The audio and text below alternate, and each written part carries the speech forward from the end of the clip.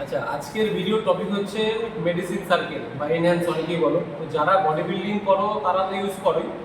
অনেকে আছে body building করো না, তারাও হয়তো অনেক বিগিনার ভাইরা আছে, প্রথম প্রথম কাউকে দেখে বা কেউ কিছু একটা বুঝিয়েছে তো মেডিসিন চালাচ্ছ।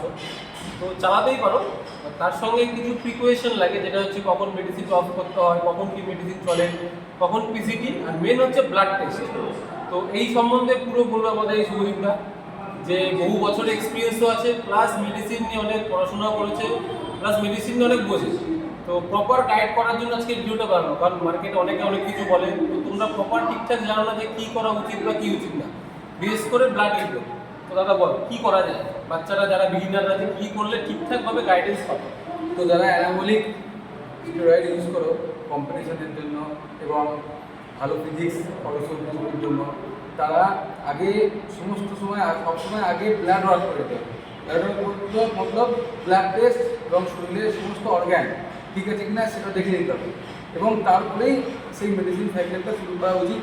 এবং মেডিসিন সাইকেলের পরবর্তী সময় পিসিটি করে ফের ব্লাড ওয়ার্ক করতে হবে যে শরীরের কন্ডিশনটা বর্তমানে ঠিক আছে কিনা মেডিসিন ইউজ করার পরবর্তী সময়। যদি কোনো রকম ভুলভ্রান্তি থাকে সেখানে ডক্টরের সাথে কনসাল্ট করতে হবে, নিজস্ব কোচের সঙ্গে কনসাল্ট করতে হবে। এই যে আমি বলি দাদা কদিন আগে, মাস 6 আগে সাইকেল চালানো চালু করেছিল। তো 1 মাস চালানোর পর 1 মাস পরও ব্লাড টেস্ট করে কিছু একটা প্রবলেম হচ্ছিল, থাইরয়েডটা তোর প্রায় 9.5 কি 10 এর কাছাকাছি চলে গেছিল। তখন তুই কি করলি বল, যেটা গাইডেন্স? তখন আমি মেডিসিন সাইকেল পুরো অফ করে প্রপার গাইডেন্সে কিছু ডায়েট ঠিকঠাক করে 6 মাসের মধ্যে, 6 মাস না 4 মাসের মধ্যে উইদাউট কোনো মেডিসিন থাইরয়েড ন্যাচারালিতে নিয়ে আসি। পুরো 9 থেকে একদম করে, যেটা মানে একদম পুরো একদম ন্যাচারাল। এই যে তার রিপোর্টও আমার এখানে আছে। তো সবসময় ব্লাড, আমি যদি ব্লাড টেস্টটা না করতাম তাহলে আমি জানতেই পারতাম না আমার থাইরয়েডটা এত হাই হয়ে গেছে। আমি ব্লাড মেডিসিন চালাতাম এবং আমার পরবর্তীকালে বড় কোনো সাইড এফেক্ট হতো।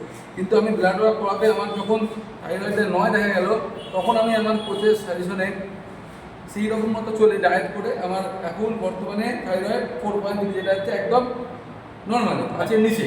টেস্টোস্টেরন এখন খুব ভালো লেভেলে আছে। বর্তমানে আমি টেস্টোস্টেরন টেস্ট করলাম, 36 ইয়ার্সেও টেস্টোস্টেরন একদম পারফেক্ট জায়গায়, একদম 480 যেটা হচ্ছে ন্যাচারালি থাকা দরকার 280 থেকে 800, সেটা আমার 451, এই যে রিপোর্ট।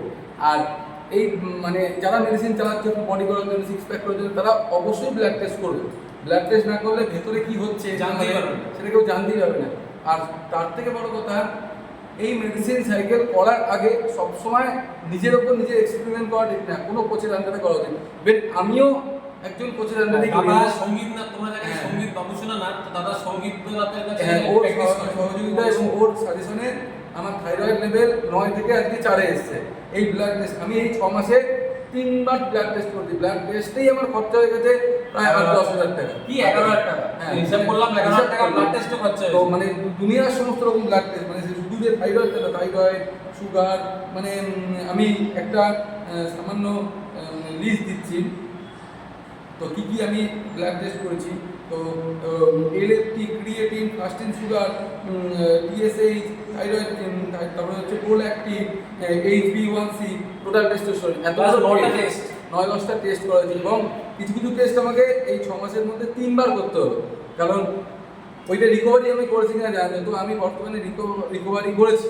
তো তোমরা যারা মেডিসিন সাইকেল চালাচ্ছ বা ভাবছো, তারা সবসময় আগে ব্লাড টেস্ট করো, এবং সেই ব্লাড টেস্টটাও কোনো একটা অনেক ভালো ভালো কোচ আছে, কারণ না কারণ আন্ডারে করো। নিজে নিজে ওস্তাদি করে ডায়মন্ড কিনে নিলাম, একটা অ্যানাবলিক মেডিসিন কিনে নিলাম, নিজে নিজে কেউই করতে যাবো না, তখন ভেতরে কী হচ্ছে কেউ জানতেও পারবে না।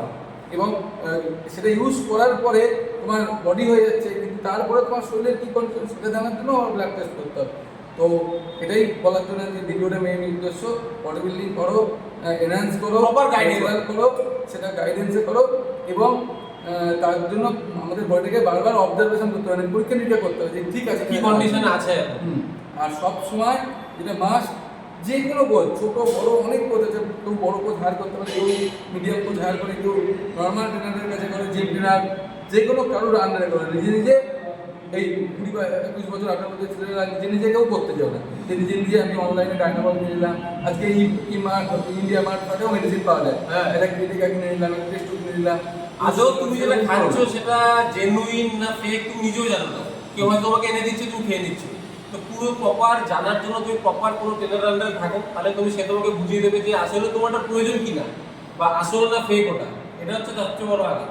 তো আজকে এই টপিকটাই যে ব্লাড টেস্ট ওয়ার্কআউট Blood করছি, আমরা হাই প্রোটিন খাবার খাচ্ছি, যদি আমরা মেডিসিন নাও ইউজ করি তাও আমরা ক্রিয়েটিন ইউজ করছি, হাই প্রোটিন ইউজ করি, তাও আমাদের ব্লাড টেস্ট করে দেখা দরকার। আমাদের